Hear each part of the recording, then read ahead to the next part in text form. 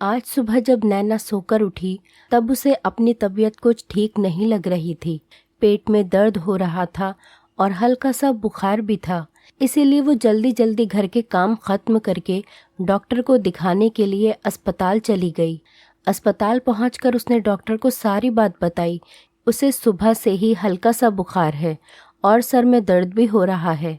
Doctor ने उसका अच्छे से चेकअप किया और कुछ टेस्ट भी करवाए। फिर रिपोर्ट आने तक नैना हॉस्पिटल में ही बैठी रही।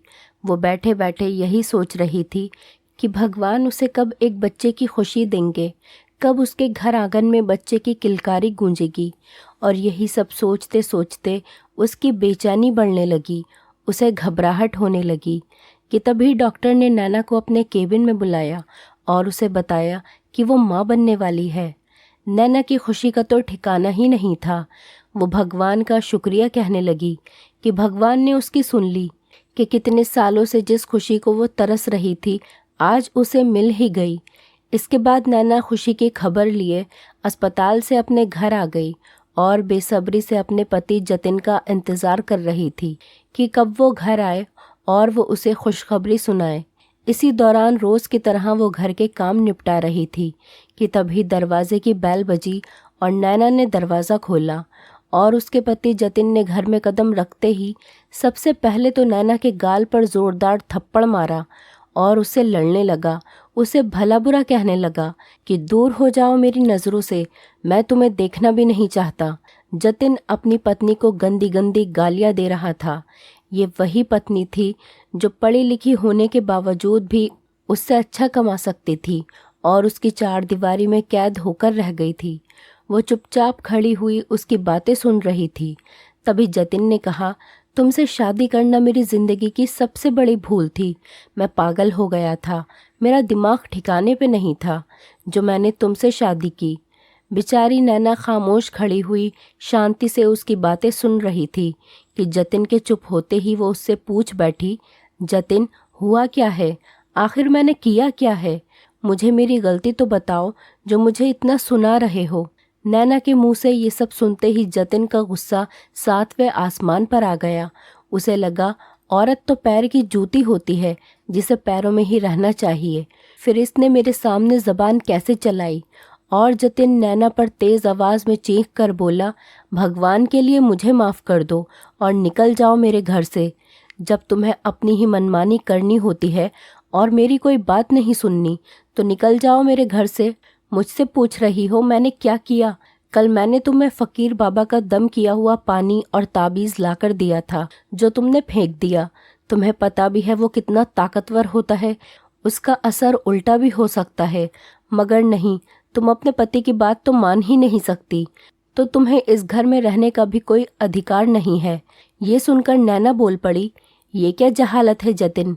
मैं पढ़ी लिखी समझदार लड़की हूँ, इन ढोंगी बाबाओं के चक्कर में मैं नहीं पड़ने वाली। जतिन, जहाँ आज के ज़माने में तुम जैसे पढ़े लिखे लोग ऐसी बातें करेंगे तो समाज में सुधार कैसे आएगा? जतिन, तुम मुझे किस रास्ते पर ले जा रहे हो? पति का कर्म होता है अपनी पत्नी को सीधी राह दिखाना, और तुम ही मुझे गुमराह कर रहे हो।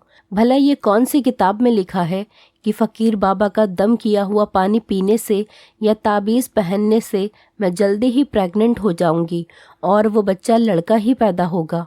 और अगर ये सब सही होता तो आज अस्पताल में डॉक्टर की जगह ये फ़कीर बाबा ही बैठे होते, ना कि डॉक्टर्स। ये सुनकर जतिन कहने लगा कि एक तो मेरी बात मानने से रही और ऊपर से मुझसे ज़बान लड़ा रही है। इससे पहले कि मैं कुछ गलत कर बैठूं, निकल जाओ मेरे घर से। नैना ने कहा, जतिन, बात तो कुछ है भी नहीं जो आप इतना कुछ बोल रहे हैं। जतिन ने नैना से कहा कि मैंने तुम्हें ताबीज़ लाकर दिया, तुमने वो भी नहीं पहना और दम किया हुआ पानी भी नहीं पिया। अगर तुम दम किया हुआ पानी पीती तो लड़का ही पैदा होता। फ़कीर बाबा ने मुझसे कहा था, मैं उनकी हर बात पर विश्वास रखता हूँ। मैंने बहुत से लोगों के साथ उनकी दुआ से चमत्कार होते देखा है। तुम्हें फ़कीर बाबा की ताकत और शक्तियों का अंदाज़ा नहीं है। नैना ने कहा, जतिन, क्या दम किया हुआ पानी मुझे लड़का देगा?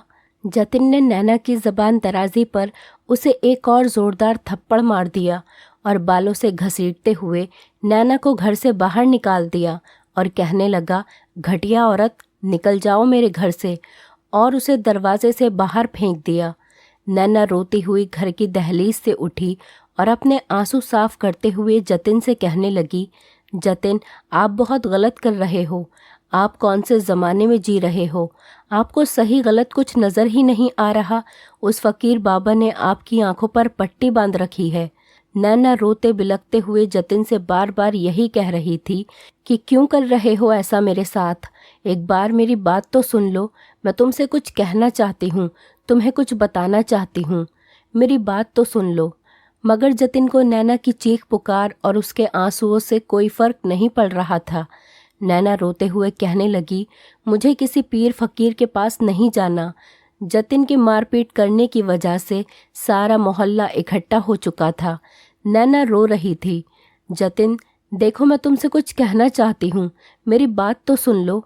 जतिन ने पीर साहब को फ़ोन किया। फ़कीर बाबा, मेरी पत्नी ने वो दम किया हुआ पानी फेंक दिया है। मैं आपसे इसकी माफ़ी चाहता हूँ कि मेरी बेवकूफ़ पत्नी की वजह से आपको दोबारा कष्ट उठाना पड़ेगा। फ़कीर बाबा ने जतिन से कहा कि बेटा, उसने बहुत गलत किया है, तुम उसे मेरे पास लेकर आओ। मैं उसके लिए मंत्र जाप करूँगा, जिससे कि उसका असर उल्टा न पड़े और तुम्हारे घर में कोई अनहोनी ना हो। तुम्हें कल ही उसे मेरे पास लाना होगा। जतिन ने बाबा की बात सुनकर फ़ोन रख दिया और जतिन नैना से कहने लगा, नैना, तुम्हें मेरे साथ फ़कीर बाबा के पास जाना पड़ेगा। नैना ने कहा, जतिन देखो, ये हमारे घर का मामला है, इसमें हमें किसी अजनबी को नहीं डालना चाहिए। जतिन, पति पत्नी का रिश्ता विश्वास पर टिका होता है, इसमें किसी तीसरे की कोई जगह नहीं होती, और अगर कोई तीसरा आ जाता है तो रिश्ता ही नहीं बचता। जतिन ने गुस्से से कहा, वो अजनबी नहीं है, मेरे पीर फ़कीर बाबा हैं। नैना ने कहा, जतिन, मुझे किसी पीर फ़कीर बाबा के पास नहीं जाना। ये सुनते ही जतिन ने गालियाँ देना शुरू कर दिया। बात बढ़ते बढ़ते तलाक तक आ पहुंची। जब नैना ने बताया कि अब उसे किसी भी फ़कीर बाबा के पास जाने की ज़रूरत नहीं है, उसकी सुबह से ही तबीयत ठीक नहीं थी, इसीलिए वो चेकअप कराने अस्पताल गई थी, तो डॉक्टर ने बताया कि वो माँ बनने वाली है। तो ये सुनकर जतिन ने खुश होने के बजाय नैना पर ही इल्ज़ाम लगा दिया कि उसके पेट में पलने वाला बच्चा मेरा नहीं है। झगड़ा बहुत बढ़ गया। गुस्से में जतिन ने नैना के पेट पर लात मार दी, उसे घर से निकाल दिया और उसे तलाक भी दे दी। जतिन कितना बदनसीब था। आज खुशियाँ सामने से चलकर उसके घर आई थी, मगर उसने ढोंगी फ़कीर बाबाओं के चक्कर में दरवाजे से ही लौटा दिया। नैना रोती हुई धोखेबाज पत्नी और तलाक का धब्बा माथे पर सजाई किस्मत पर रोती हुई अपने मायके चली गई। जतिन अकड़कर उसे माँ बहन की गालियाँ दे रहा था, न जाने क्या क्या कह रहा था कि घटिया औरत, पति की इज्जत करनी नहीं आती, ऐसी औरतों को तो जान से मार देना चाहिए, ये इसी लायक होती हैं। जैसे ही ये खबर जतिन के माता पिता को पता चली, वो अगली सुबह ही जतिन के पास आ गए। क्योंकि जतिन अपने माँ बाप से अलग रहता था, उसका मिजाज अपने माँ बाप भाई बहन से मेल नहीं खाता था, इसीलिए शादी के फ़ौरन बाद ही वो अपनी पत्नी को लेकर अलग हो गया। जब इस बात की खबर हुई तो उन्होंने आकर बेटे को समझाया कि तुमने बहू के साथ बहुत गलत किया है, तुम्हें ऐसा नहीं करना चाहिए था। तुम्हें एक बार अपनी बहन के बारे में भी तो सोचना चाहिए था कि वो भी तो किसी के घर की बहू है। कल को कोई अगर उसके ससुराल में भी उसके साथ ऐसा रवैया करेगा तो क्या तुम बर्दाश्त कर पाओगे? इस पर जतिन अपनी माँ से कहने लगा कि आप लोगों को नहीं पता, वो खुद को पता नहीं क्या समझती थी, मेरी कोई बात नहीं मानती थी, और मैं इस बारे में अब और कुछ नहीं सुनना चाहता। अब बस मैं और नहीं रह सकता उस औरत के साथ। नैना जब घर पहुंची तो उसकी हालत बहुत ख़राब थी। उसके घर वाले उसे हॉस्पिटल ले गए। वो 2 महीने की प्रेग्नेंट थी, लेकिन अब उसका बच्चा मर चुका था। नैना की भी हालत बहुत नाजुक थी। डॉक्टर ने नैना की हालत देखते हुए कहा कि आपको पुलिस केस करना होगा, मगर नैना के घर वालों ने नैना के कहने पर कुछ भी नहीं किया, सब कुछ भगवान पर छोड़ दिया। नैना के लिए ये बहुत बड़ा सदमा था। नैना अपना सब कुछ खो चुकी थी और आज इस बात को पूरा 1 साल गुजर चुका था और जतिन ने दूसरी शादी कर ली थी। इधर नैना के घर वालों ने भी नैना की दूसरी शादी करवा दी थी। इस बार जो लड़का नैना को मिला था वो एक बहुत अच्छा और अच्छी सीरत का इंसान है, मगर वो पढ़ा लिखा नहीं था। लेकिन उसने नैना को सच्चे दिल से अपनाया था और वो नैना की बहुत इज्जत करता था। नैना के साथ हुए पिछली शादी के अत्याचार और दुख दर्द को वो उसकी किस्मत से मिटा देना चाहता था। वो दिन रात नैना को बेइंतहा प्यार देता और उसका ख्याल रखता था। अब नैना भी उसके साथ वक्त गुजारती, उससे बातें करती, अपने दिल की बातें शेयर करने लगी थी और नैना उसे पढ़ाने लगी थी ताकि वो अपने आप को नैना से कमतर न समझे। अब नैना की ज़िंदगी में फिर से बहार आने लगी थी। रवि बहुत ही अच्छा लड़का था। नैना अपनी नई ज़िंदगी जी रही थी कि तभी भगवान ने नैना को एक खूबसूरत सा बेटा दे दिया। नैना और रवि अपनी ज़िंदगी में बहुत खुश थे। नैना कभी कभी अपने पहले बेटे को याद करके रोती थी। रवि हमेशा यही कहता, नैना पुरानी बातों को याद करके अपना आज ख़राब मत करो, पुरानी बातों को अपने दिल से निकाल दो और बुरा सपना समझकर भूल जाओ और अपने आज में जियो ताकि तुम खुश रहो, तभी तो अपने बेटे को भी खुश रख पाओगी। जिसने जैसे कर्म किए हैं, मौत के बाद उसके पाप और पुण्य का हिसाब होगा। रवि का साथ नैना के लिए सुकून भरा था। इधर जतिन आज भी माँ बाप से अलग रहता था, लेकिन वो ताबीज़ और आजकल के झूठे पीरों पर यकीन रखने वाला आज भी वही जतिन था। जतिन की दूसरी बीवी पहले से ही तलाकशुदा थी। उसने सोचा, पहले ही मैं बहुत कुछ झेल कर आई हूँ, अब जो पति कहेगा, जैसे कहेगा, मैं वैसा ही करूँगी। कभी जो उसको बुखार या सर दर्द हो जाता तो जतिन अपनी पत्नी को लेकर फ़कीर बाबा के पास चला जाता।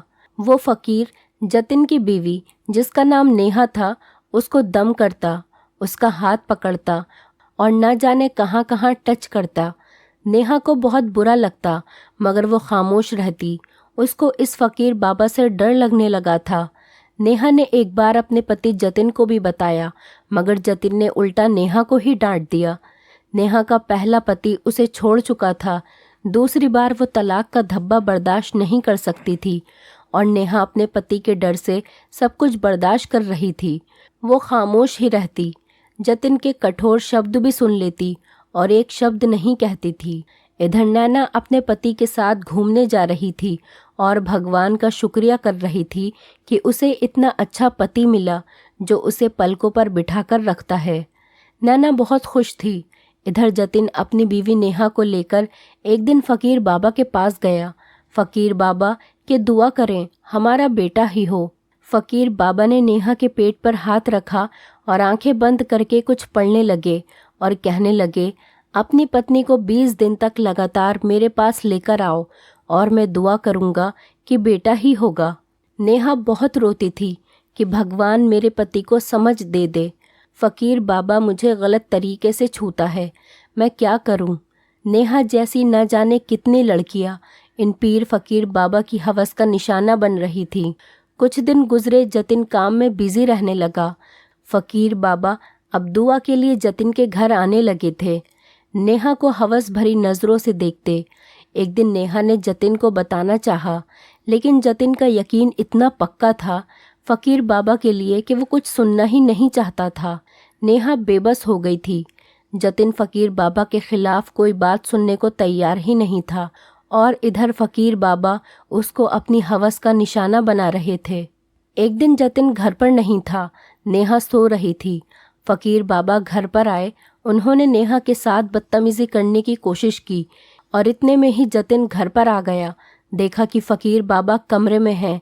जतिन जैसे ही कमरे में दाखिल हुआ तो देखा फ़कीर बाबा नेहा से बदतमीज़ी कर रहा था। वो गुस्से में पागल होने लगा। फ़कीर बाबा को थप्पड़ मारा, गालियाँ दी। नेहा बहुत डर गई थी। जतिन ने कुल्हाड़ी उठाकर नेहा के सर पर मार दी और कहने लगा, बेशरम औरत, मेरे पीछे ये सब काम कर रही है। नेहा ने वहीं पर दम तोड़ दिया। जतिन ने झूठे फ़कीर बाबा को भी कुल्हाड़ी मारनी चाहिए, मगर वो फ़कीर जान छुड़ाकर फरार हो गया। जब मोहल्ले वाले को पता चला, सब के सब इकट्ठा हो गए। न्यूज़ चैनल्स वाले भी पहुंच गए। टीवी पर भी यही खबर चलने लगी, पति ने बीवी को गैरत के नाम पर कत्ल कर दिया। नैना भी न्यूज़ देख रही थी। जतिन को देखकर वो चीखें मारने लगी। वो डर गई थी। हे भगवान, इस आदमी ने किसी मासूम लड़की को मार ही डाला।